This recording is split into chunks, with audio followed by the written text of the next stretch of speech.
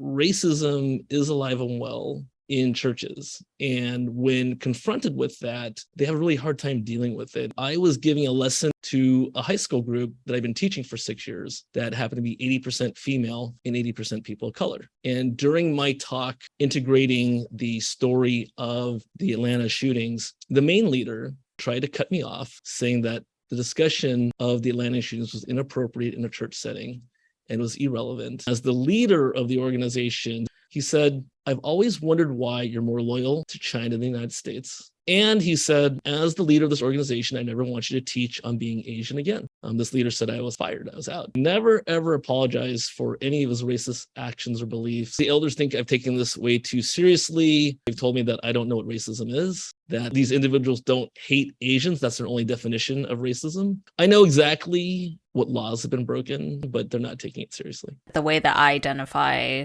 my spirituality is not associated with any like organized religion. I'm kind of defining it for myself.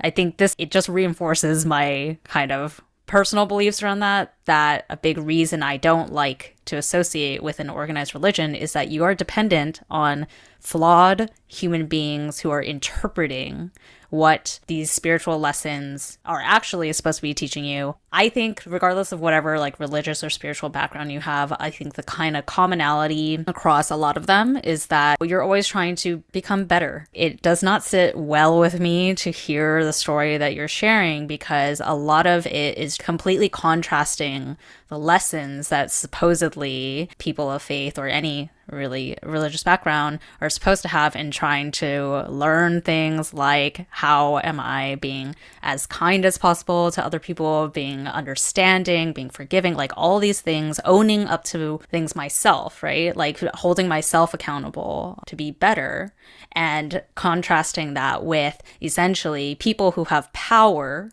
in an organized structure who are kind of negating those like universal lessons that we're all trying to strive for to hold on to their own power that they've grasped, right? That's kind of what I keep seeing in all the stories, and it just pisses me off because it's like it feels counter the whole like reason religion and spirituality supposedly exists. Beautifully stated, and I totally get where you're coming from. Goes back to my work in organizational behavior. And I don't often say I'm a Christian, I say I'm a Christ follower, because that shows that I identify with Christ. And that when Jesus was on earth and his idea of creating community, churches were meant for community, not to replace the relationship. So again, I don't want to get too into dogma, but like for me, I don't believe I need to go through a priest to talk to God. I can talk to God anytime I want to, and I don't need a church because conceptually, for Christians, we believe Jesus is in us. And so therefore, in essence, we are a church. And so when we think about the construct of a church, it gets convoluted. What gets in the way is when you are protecting a structure, you're protecting a systematic thing. And so racism can be systematic or systemic. What was so important for the church we attend is that you took the time, effort, you brought in consultants to be branded as a multicultural, multiracial church. And yet here's a perfect teachable moment. Like I never asked for the leaders to be kicked out. I never asked the leaders to be fired. I asked for them to come clean so that people would know that these behaviors exist and how they could defend themselves from it.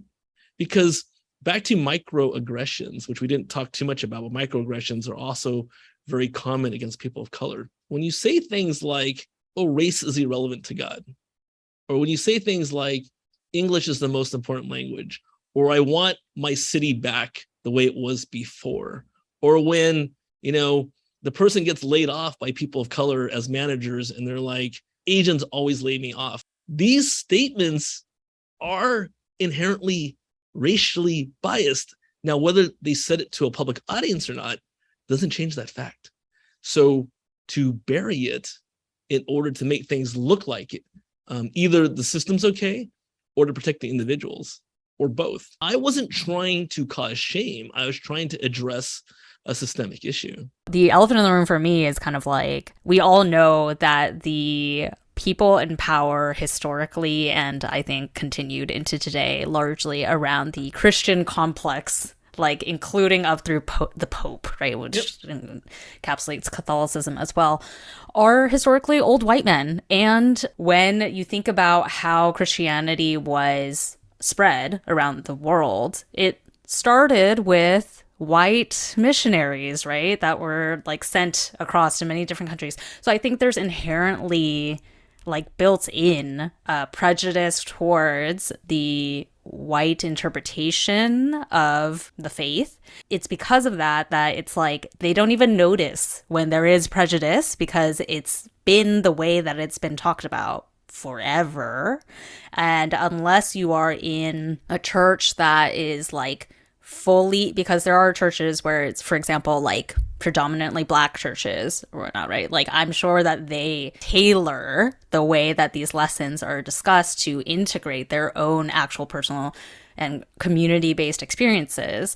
But otherwise, it feels like kind of the default interpretation of a lot of these lessons is in a white-based lens. So then, especially even if like the people in power, for example, you talked about these 3 leaders that approached you and they were all people of color, because they have power held within a traditionally white-led, I assume, kind of authority structure, it's still the lens that they're taking. There is this kind of like built-in kind of way of thinking, based on the history and context of like how the Christian complex as almost like an industry has been built, you know? When we talk about history in context of faith, there is, of course, what's written in the Bible, but there's secular history too.